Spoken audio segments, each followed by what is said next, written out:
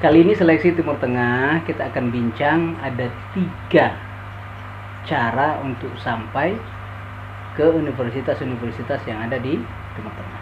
Check it out. Yang pertama, seleksi Kemenak ini ada 4 hal penting yang akan menjadi pembahasan dalam seleksinya. Yang pertama adalah bahasa Arab. Bahasa Arab. Nah, dalam bahasa Arab itu materi yang selalu diujikan nahwu, kemudian shorof, balaghah, sampai ke uslub bahasa. Dan boleh jadi akan ada materi kelima insya. Persiapkan untuk menghadapi seleksi Timur Tengah dengan bekal bahasa Arab. Kemudian yang kedua adalah ma'arif al-islamiyah, itu pengetahuan Islam. Mulai dari fikih, kemudian tarikh sejarah, kemudian firaq keislamiyah, kemudian hadis dan beserta ilmu-ilmu lainnya. Nah, fikih kita tahu pembahasannya. Kemudian sejarah Rasul, sejarah Nabi.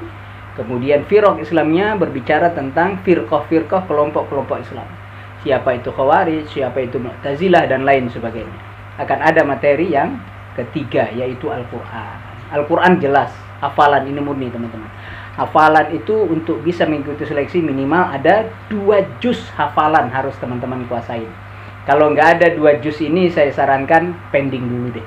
Kecuali memang sudah siap untuk menerima hasil gagal. Pastikan 2 juz hafalan Anda terpenuhi.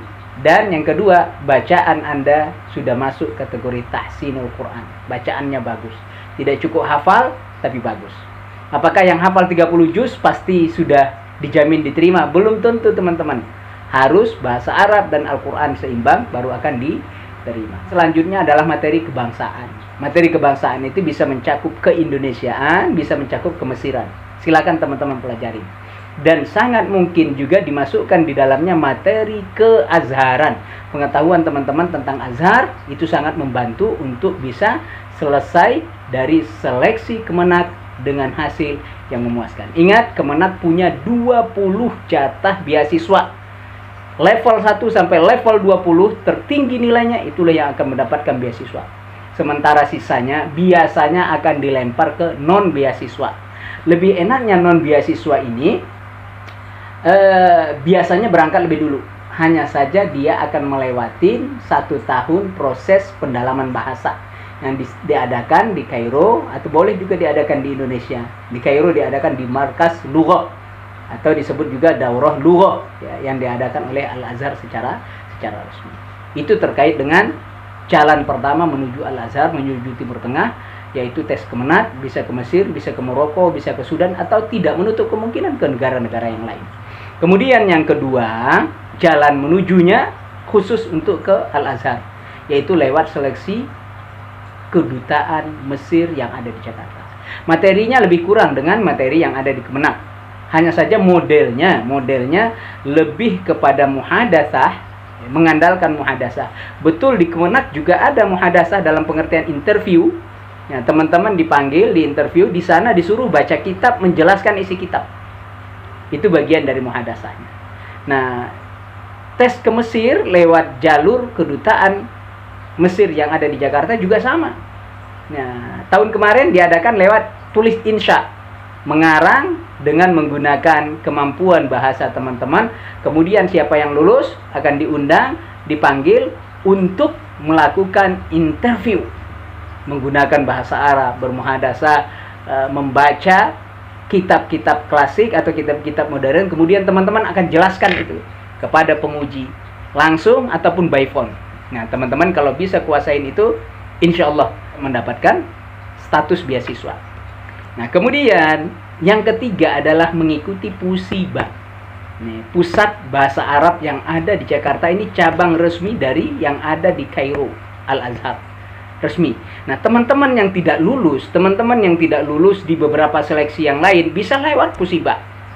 Nah, di Pusibah ada 7 level yang teman-teman harus lewatin. Ada level yang pertama mubtadi, dibagi 2, mubtadi awal, mubtadi tsani. Jadi level pemula 1 dan 2. Jadi ada 2 level tuh. Nah, setelah lulus dari mubtadi awal, mubtadi tsani, lanjut ke mutawassit, juga 2 level, mutawassit 1, mutawassit 2. Dah masuk 4 level. Setelah itu masuk mutaqaddim. Mutaqaddim ya lebih wah gitu ya. Ini berarti level berapa? Level 5 dan 6. Mubtadi, mutawassit, mutaqaddim.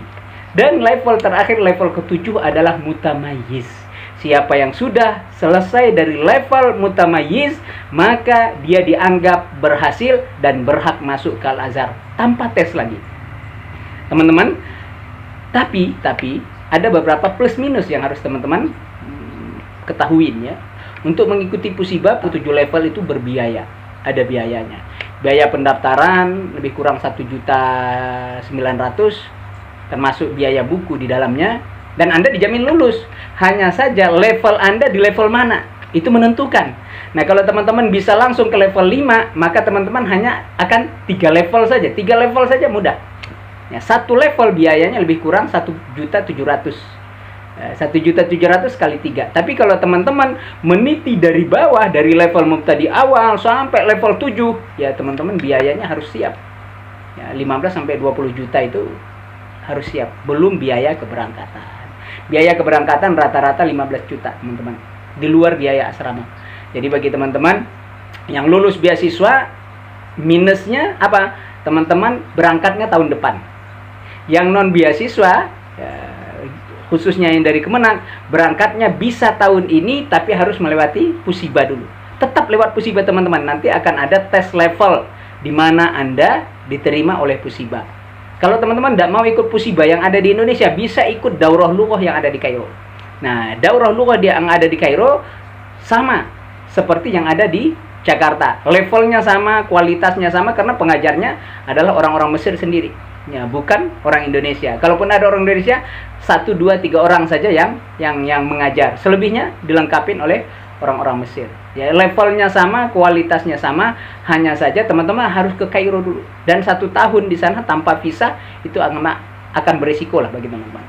Jadi, bagi teman-teman yang mau ikut, persiapkan diri Anda. Bisa lewat tes Kemenak tahun ini, atau bisa tes kedutaan, atau boleh meniti pelan-pelan mengikuti Pusiba. Untuk lebih lengkapnya teman-teman bisa komentar.